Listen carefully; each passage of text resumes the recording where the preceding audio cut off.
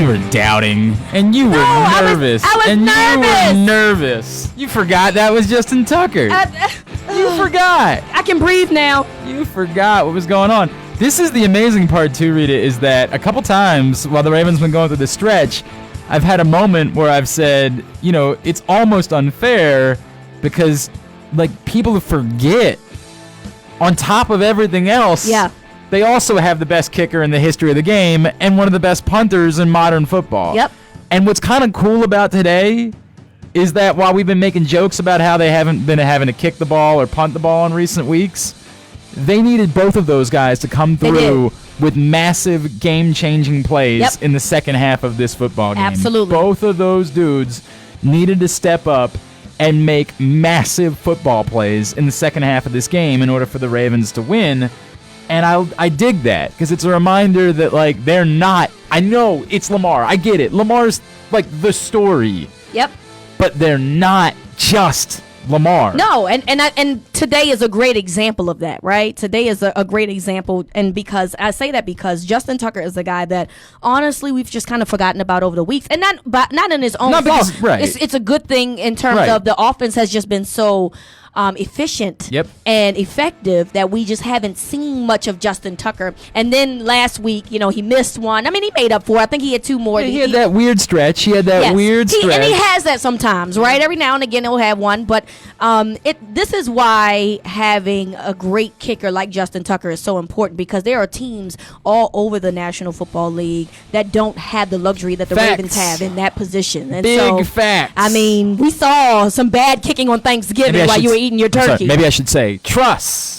Big trust. Big trust. Big trust. Big so trust. Big trust. Yes, I was stressed, and not because I didn't think he was making it, but this game in general it was very stressful. The elements was bad. Shout out to all the fans that were there because I have done my due. I have put in a whole bunch of hours with the Ravens and some real bad elements, and I ain't doing it no more. Yep. So you guys were out there, and actually it got colder as the day went on. It started out in the 40s. It ended up, when I was coming in here, it was 39 degrees, so it was miserable out there. So this was a great win. I did not know who. I kept going either way. I kept saying this game could go either way. If the 49ers convert that 4th and 1, I don't know what happens. Game is, in my opinion, they score, and then essentially maybe we tie and go into overtime, because I don't think that they get a touchdown. I think they probably go for a field goal there, which obviously we saw they missed one to end the half. Right. But I think that they potentially get a score there. They get a field goal, and then this goes into overtime, which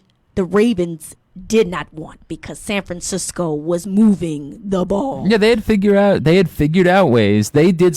So we can talk about that. Yes, we should. Our boy KZ already got in and asked, can we be negative? If you want to be negative, be negative. We're going to talk about things. I think I'm going to be inclined to say. Is he saying we're being negative? No. He's asking if he's allowed to be negative. Yeah, because there's some bad that happened today. But some of that, I'm going to be inclined to tell you, I think was related to the conditions. I agree. I think it was related to you're playing a really good opponent. I think there's going to be some things you're going to say where I'm going to say back, I'm not worried about that moving forward. I completely agree. I think there are things we can talk about. By the way, this is the Project Game Day postgame show, by the way. Is. And the Ravens held on and beat the 49ers. They didn't get the cover for a few of us that care about those types of things, so that's a little disappointing. I would have stayed away from this game anyway. I hear you. I just don't want in the cover. I can be selfish if I want to be selfish. That's the way things work. It's my show, too. They didn't cover. I'm sad. I'm Glenn Clark. She's the NFL chick, Syreeta Hubbard. We are in the live casino hotel studios for Pressbox's Project Game Day. So the tangible part is the Ravens have now gotten through, and look, we can talk about Buffalo next week on the road, but this unbelievable stretch of the schedule, oh my God, they didn't lose a game through this unbelievable stretch. Now, if you want to say, hey, that continues next with Buffalo because Buffalo has now proven themselves to be completely legitimate based on what they did on Thursday, I'll hear you. I'll hear you on that. But this was the stretch that when we all sat here, even after they won the game before the Seattle game, and we said, my God, look at what is coming. Look at what is out there. Yeah. Seattle, New England, Houston. At the time, we were saying the Rams, right? Before the year started, what did you have the Ravens when you did your prediction? Oh, 9-7. I think 9-7 was probably a fair prediction based on how Lamar played last year, if you assume that he wasn't going to go the extra step up, and then losing as many guys as the Ravens did that were impact players, right? 9-7 was probably a fair assessment. I'm sure if I can ask KZ, I'm sure he probably said something like 9-7, right? Some people had. I think it was reasonable, right? Yeah. So to see this, and it really was because of the stretch that you saw on the schedule. You were like, oh my God, Seattle. Oh my God, they played us the last year's Super Bowl runner-up. Oh my God, San Francisco has gotten better. This, that, and the third. New England is on there. And they've just kicked ass. Today wasn't an ass kicking. No, but it was a win. Right. And it doesn't matter. And that's exactly right. They won this game. And by the way, we probably needed. It was unlikely that they were going to win every game in the manner in which they were winning those games. Absolutely. It would have been something so historic we wouldn't have any context to put it in if they had just kept winning games like this. But they've had some historic things happen, of course. right? They've beaten both Super Bowl opponents by a whole bunch. Nobody's ever done that before. So they've already done the history. Now you're going into a team that a lot of people are considering to be a Super Bowl, the NFC representative for the Super Bowl. I did not think that they would. I saw so many predictions, and I told you this off air, where people were like, they win this easily. And I'm like, I don't know what y'all see that y'all feel like that this is going to be such a cakewalk. Right. This is a very solid football team, much like the Ravens. So let's get to a few things, Rita. There's a couple things that jump out at me, and we'll start going through some comments in the process. Like this one I'm going to come to first. It's the one from Josh. Josh says, we beat them by 20 in Miami conditions. I talked about this at halftime, right? And he's saying specifically Miami because what if this is the Super Bowl matchup and they play each other in South Florida? In Miami too. Sometimes it does, but let's just assume it's nice. It's a beautiful Sunday night in early February in South Florida, and conditions aren't a factor. Here's my gut, Rita, from watching today's game. It's another close game. I think agree. these two teams are two really good football teams. I agree. I didn't come away from this thinking that the only story, I think the conditions were a story that limited the Ravens and what they were trying to do. And they could say the same thing. Exactly right. I also got the sense that it limited, they were not throwing the ball quite as much, which made it so insane to me that they were trying to throw the ball, obviously throw in that 4th-and-1 situation when they had the ball the last time. I didn't know what that was all about. They weren't able to get George Kittle worked in, and it's not because the Ravens had linebackers that were providing such crazy coverage. It's because the game strategy said, we're going to run the ball outside, and we'll talk more about that in a second. Yep. I didn't come away from this feeling the same way that Josh does, that this is a team that's drastically better than the 49ers, and the only difference was the conditions in the field. I think they were a factor, but I think they were a factor for both teams and difficult for both teams, and that's why I think this is fair. To me, this is fair, that ultimately the Ravens came away from this game winning by 3 points. It's a home game that they won by 3 points. That suggests they're an even matchup. I agree. And would be boy, how much fun would it be if this is the way we're all to play out? Yep. I don't care who they play. If they can make it to the Super Bowl, play whoever you want to play. Hey, it'd be fun. Yeah, right. Winning by 50, I'm good with that. But for a football fan, for a casual football fan, it would suggest ideal. like this would be a really, really good circumstance if you're a fan of a team that's not going to be in the playoffs, or if you don't have a favorite team. Looking at this today would make you say, yeah, I like to run this back again in early February, because it seems like these two teams are pretty evenly matched. Yep, I completely agree. There's really, you said everything that I would say. I don't really know what you guys are saying. Statistically, it tells you San Francisco, I believe the Ravens are number 1 in scoring. They're number 2 in scoring. Both of these guys can score points. They have a good defense as well. Now, we were told that they had a susceptible run defense, right? They were kind of like in the middle of the pack, a little bit lower, but they've actually played well today. I thought their run defense did. And unfortunately, the Ravens' run defense struggled a bit. Once they realized they couldn't run on the inside, and they realized that their running backs could beat their linebackers, they started going outside. So that's the next thing I think we need to talk about, Rita, because that to me is the biggest moving forward tangible story of the day. Is, did the 49ers expose something about the Ravens by saying, stop trying to run the ball inside? Brandon Williams is a monster. I agree. He is a mammoth. He is killing everyone that is trying to run the ball in the middle of the field. Yep. Stop attempting to do it. And you're not getting anything with him and Pierce together. Now, let's just see what happens when you run the ball to the outside. And that, to me, I think is a more interesting story, because I'm not as convinced that they were just exposed today as much as, hey, that does seem like a pretty logical plan when you know you're going up against Brandon Williams. Like, sure, that seems logical. I think that's where the question starts coming in. How much of that was about the conditions that caused some missed tackles? Absolutely. That played a role as well. I think that's where these questions are more relevant and interesting moving forward is, were they exposed, or was it more of a, hey, that's pretty much common sense? Now let's see what happens moving forward. I think it's a little bit of both, right? Because you're still going to have teams that are going to attempt to run up the middle, right? Because that's what that's the NFL, just what it is, right? By the way, a lot of teams haven't had an opportunity to run the ball at all because they've been trailing by. And that's fair too, right? There's the other point, right? The conditions kind of forced their game plan to change a little bit, and also it was a tight game, and so time of possession was a big thing here, and so you want to run the football a little bit more, and so that's a very good point. If you're up 4 scores, you really don't have an opportunity to run the football because you got to throw the ball to try to get back into the game. It's going to help make your run defense look really good, right? Exactly. When you get those numbers, they're like, they've only allowed 12 runs. Well, that's because they can't even try. Exactly. They're down by 1 million points. So if I am an opponent of the Ravens and we are in a close game, I am more susceptible to saying, okay, I am going to try to run the football outside of the tackles because I've seen someone have success on this. Their linebackers are not being able to get to the edges and do what they can. Again, you're right. It could have been the position where it was rain and they weren't able to actually grip these guys, and there was some missed tackles there.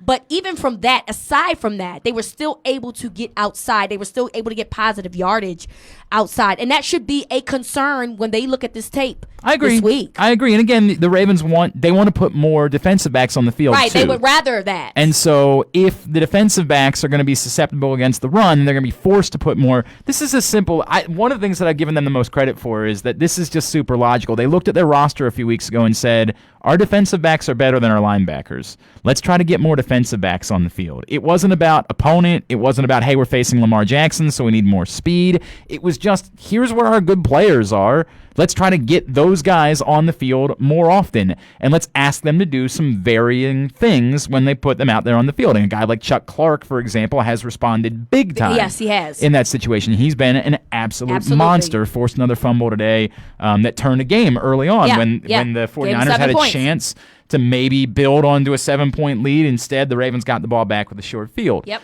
That's another play. I mean, that'll go down as one of the biggest plays of the game. Yep. So if as an opponent you can get the Ravens in a situation where they're forced to play their linebackers more, where they can't put a 5th, a 6th defensive back on the field as much, that alone, even if you can't gash them in the run, that alone you would probably call a victory. Yep. Just to say, hey, we got them in a place where they had to put the linebackers back out on the field, and we like those matchups better than we like the matchup with the extra safety or an extra defensive back when we have to throw the ball. So I don't know that means they're exposed as much as it's perhaps an advantage for a future opponent. I agree. That's the only thing I could think about that. Brian, I'm smiling ear to ear. No style points needed today. I'll take the win. Let's go Texans. Yeah, obviously. Well, the Texans we obviously want the tonight. Texans to beat the Patriots, and he's right? Like sometimes it's going to be ugly, and we have seen a lot of ugly football as Ravens fans over the years, and we've been spoiled the last couple of weeks. Facts. Sometimes you just got to take the ugly win because the win is better than the ugly. Absolutely. The other thing I'll say too, Rita, is that, and I think this is another big takeaway from today, I think the Ravens benefit from playing a game like this. Absolutely. Similar to the Browns game. If we can be honest here, right? The Ravens lost to the Browns and haven't looked back. They actually said, okay, this is what we need to fix. They started with the personnel. I mean, the Ravens made tangible, big changes after the Browns What game. I'm saying is that sometimes you soul search a little bit and say, okay, this was a very good opponent, and we got the win, but what could we do better? So if we do end up playing them again, what are we going to do better the next time? And to me, it's also, again, I come back to, I think you're more likely to play one or two of these. Like, I think we all look at the AFC playoff teams and you say, man, there's a chance that you're going to face somebody in the divisional round. Like, let's say specifically if they get the number 1 seed, that you might be able to blow out. But more likely than that, you're probably going to be playing a close game or two in the playoffs. Yep.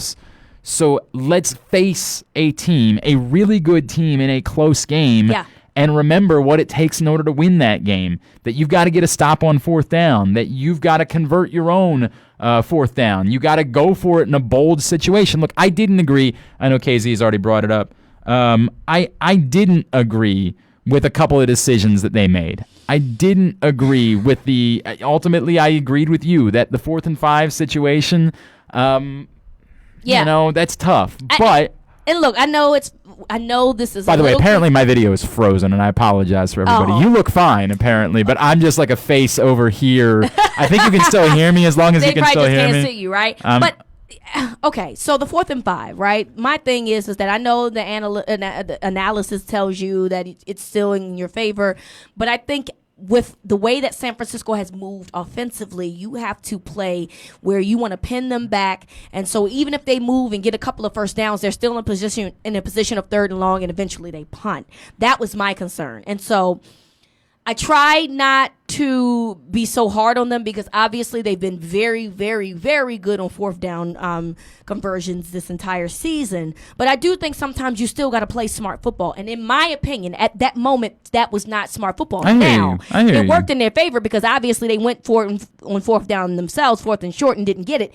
But the way that they moved all day long, San Francisco, I'm just not going to put them in a position to try and win the football game. And that's where the risk was. And luckily for them, it didn't cash out. I understand what you're saying, and I think in that moment, given the feel of the game, it's the feel, and that's what I'm saying, right? It's the feel of the game is where I'm saying you gotta just do something a little bit different here. I know what the analytics say, right? But the feel of the game should have told you something different. I think the human element matters. And this comes back to in the same situation on a day with good field conditions, I'm probably in agreement with it because Lamar's run threat is so significant. But it was clear as the game went on that, look, Lamar was still a factor running the ball, but he wasn't the monstrous factor that we know he's capable of being because a couple times he seemed like he came up a yard or two short where he just sort of said, I don't have that today, either because of the condition, whatever it was.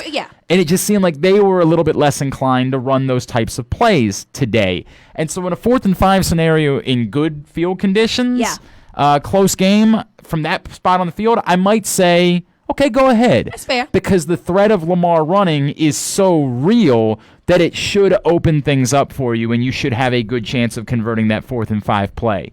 But given the conditions, and given that you had just pinned them back down at the 1 yard line the previous time, I'm probably with you that was the wrong decision.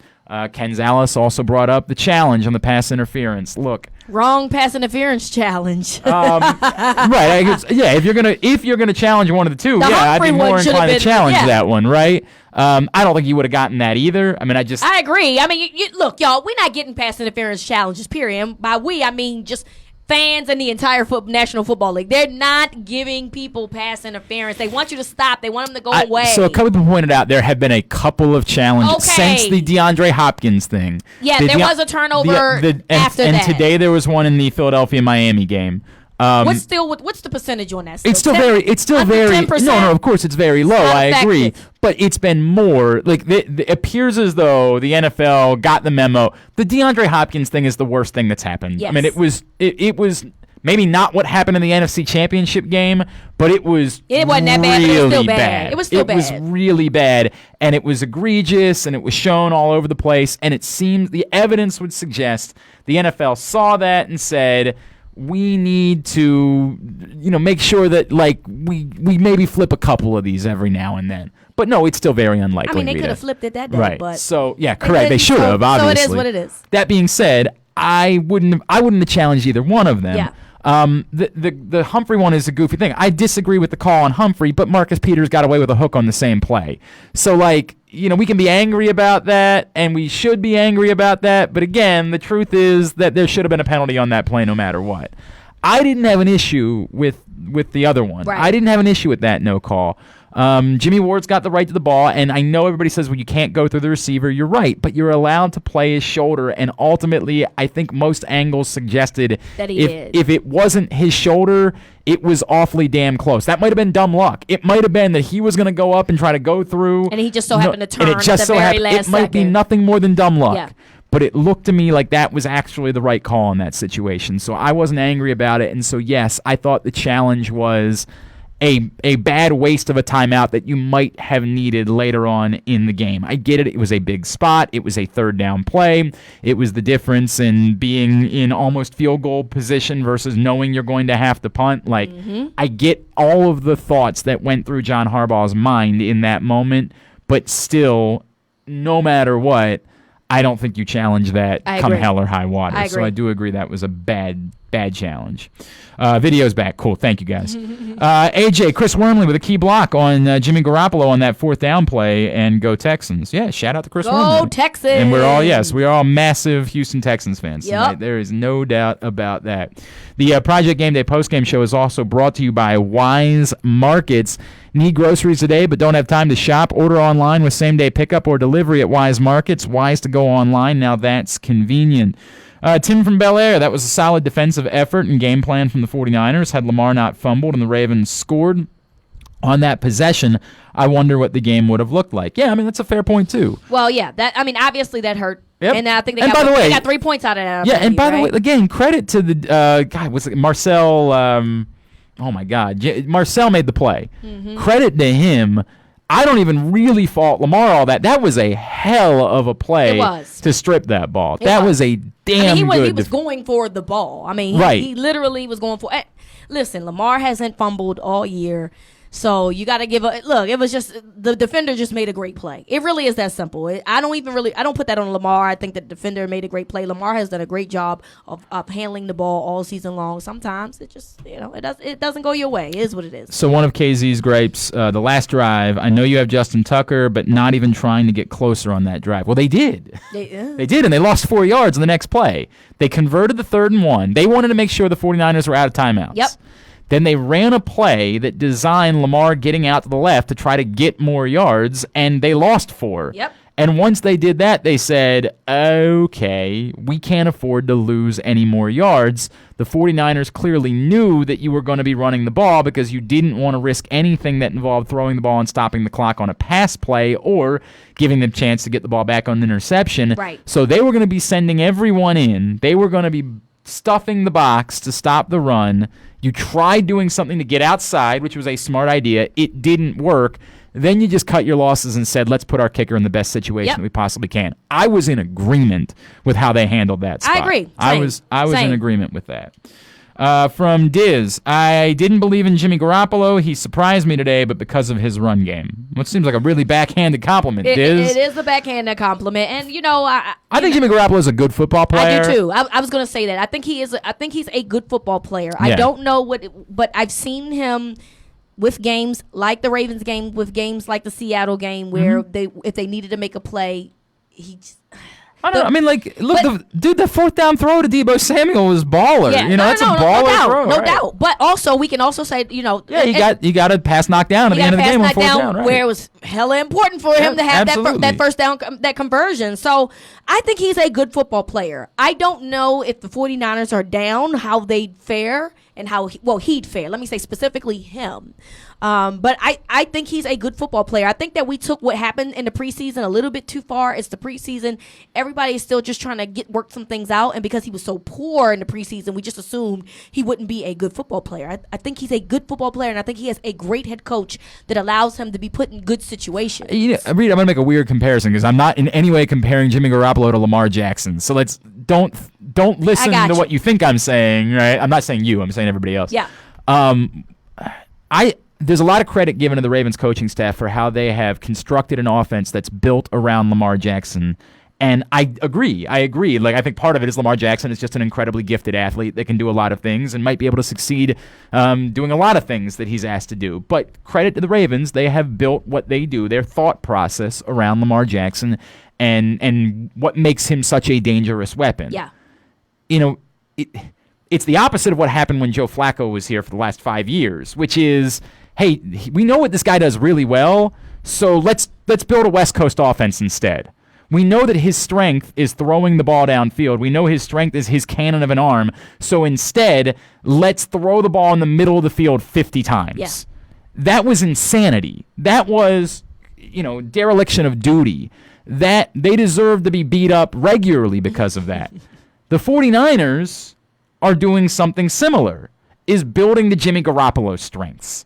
Building a team around their quarterback with a tough Anquan Bolden-esque wide receiver. I'm sort of making a Garoppolo-Flacco comparison, right? Yeah, that's more like it. Have a guy that goes and makes play. Deebo Samuel is a monster, man. He is. I am all in on Deebo Samuel. That dude is a player. And shout out to him for the little Lamar, the shade. That was fun. It was fun. But right? I'm into stuff like that. I am too. You know, hey, he made a great entertains play. me. Right. He made a great play. He made a really good play. He made a great play. And I was entertained. And so, you know, it was a bad moment for Marcus Peters. It was a very And then it was bad a worse moment when he was standing on the sideline bitching that he trying to argue there should have been offensive pass interference. When, dude, you never attempted to play the ball. I was getting ready to say, he just didn't know where the ball was. No clue where he had it know was. where the ball was, and that's what happened to you. One guy tried to make a play on the ball and made contact with you in the process because you had no damn idea. You had no idea where the ball was. And look, Marcus Peters has been great since he arrived. I'm not really shading Marcus Peters. That was just a bad moment for him. Hey, no look, doubt. pimp slip too. That's what I tell everybody. Correct. I'm with you.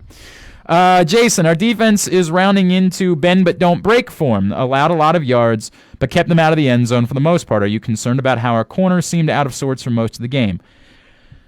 Concerned.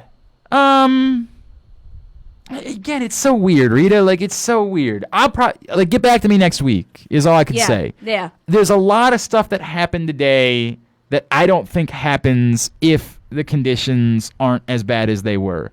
Now, somebody might say, hey, look, it's not going to be a lot of fun playing in January either, right? Like, you're not going to get perfect conditions anywhere on the rest of the Ravens schedule. They don't have... I mean, Buffalo next week, it's inclined to be a blizzard up there.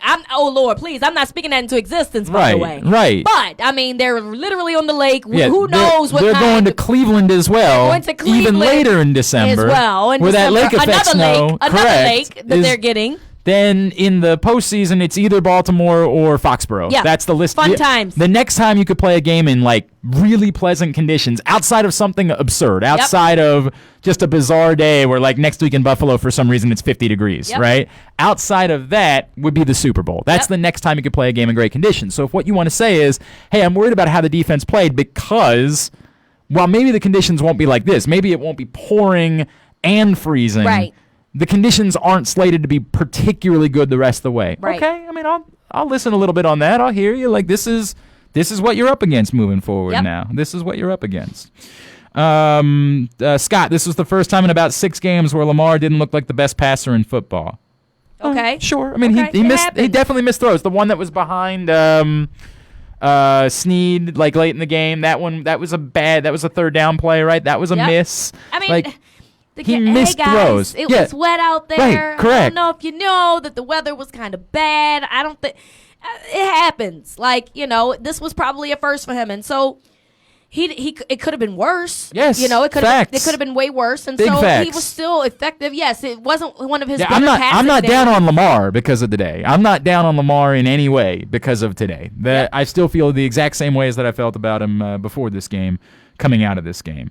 Scott wants to know why the game wasn't flexed. I had to deal with that with a few people. There's a twofold story here, right? Y'all love the flex, and I don't. Yeah, you and I are good with play these games at 1 o'clock. By all means, we are big time in favor. And again, the advantage to the Ravens that the 49ers are playing at 10 a.m. Thumbs up all around. Now, from the NFL standpoint, when you have this must-see superstar in Lamar Jackson, it ain't great for branding that you're minimized. Look, a lot of the country got this game. Like, if your team wasn't playing a Fox game at 1 o'clock, you got this game. Right. Like, a lot of the country got it. But the idea would be when you have a star like this, make sure everybody gets it. I get it.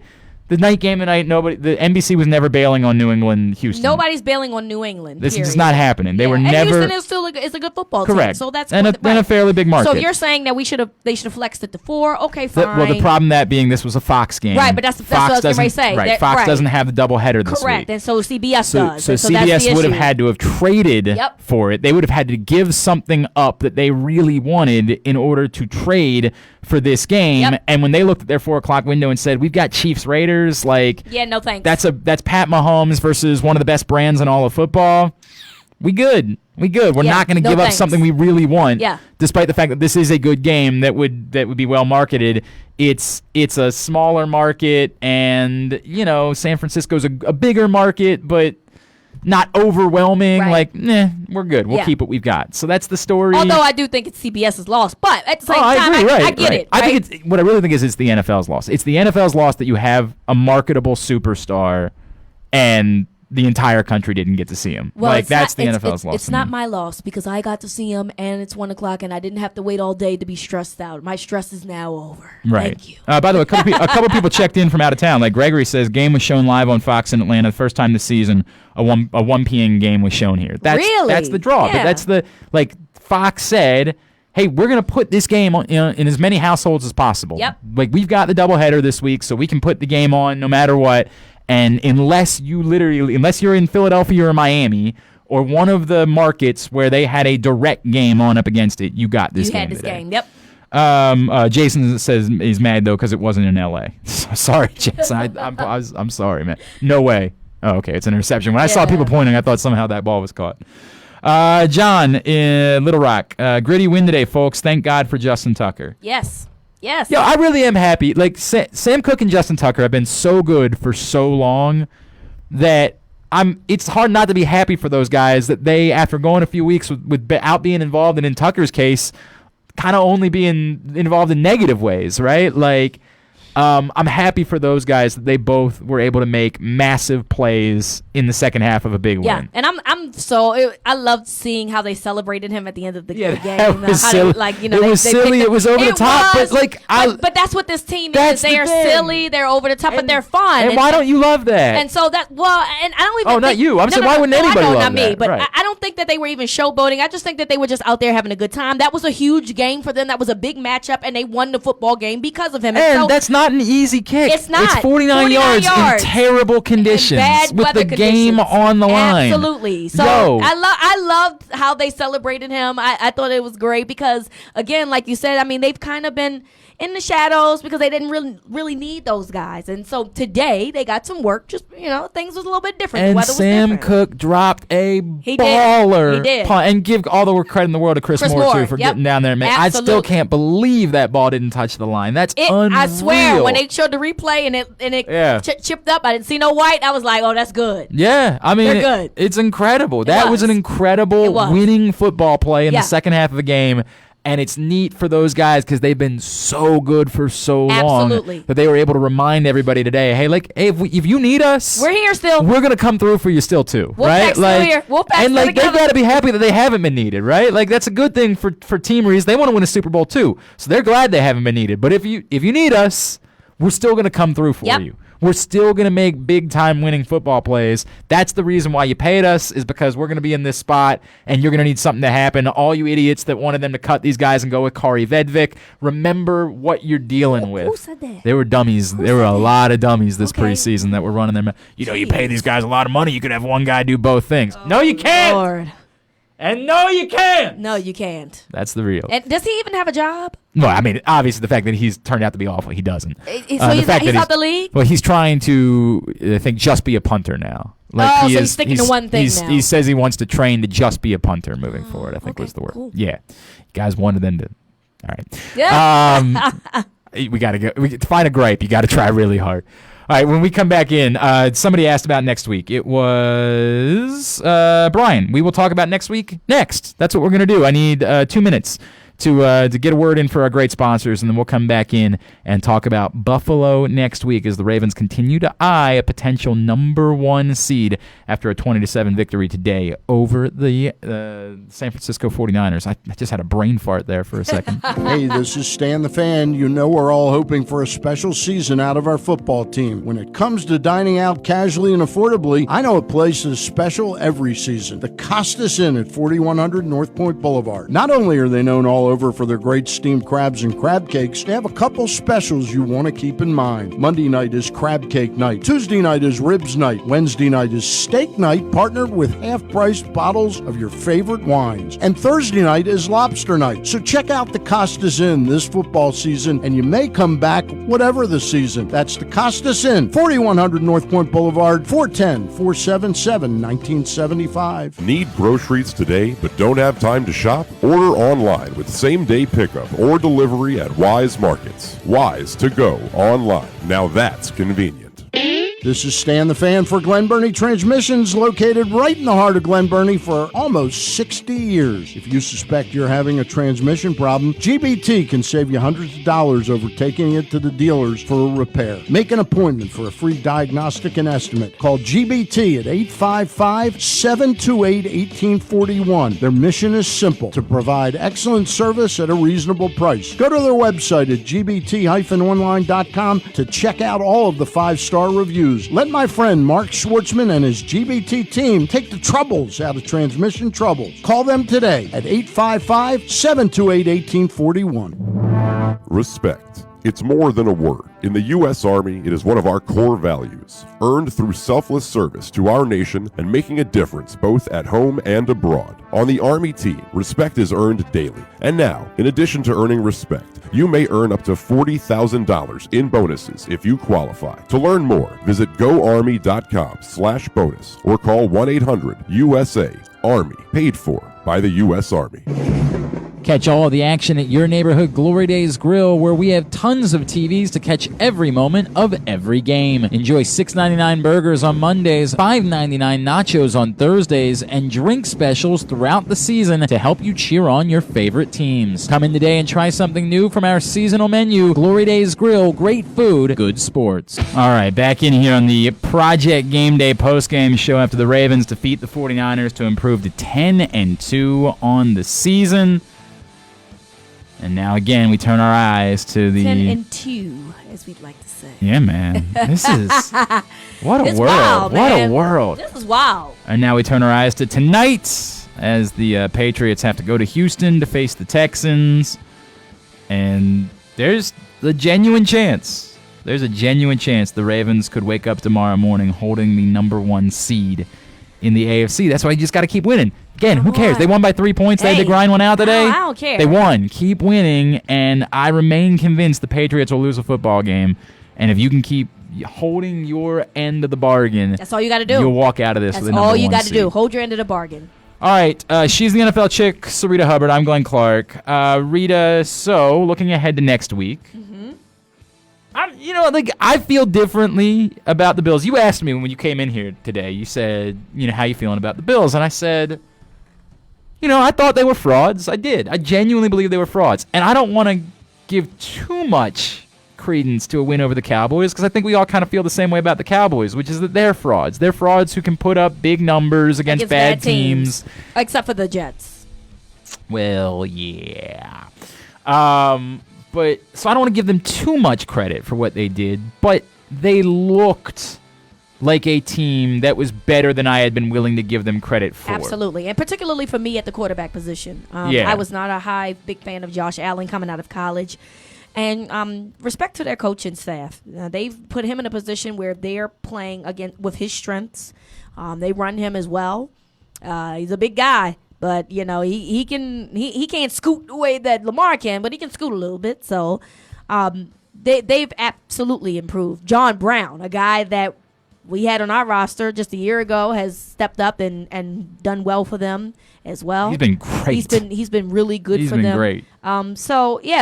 Their defense is good. They have a good defense. So this should be a really good game. But I think that a lot of us wanted to dismiss them as being only defense for a while. And I think the 49ers has been a little bit of that too.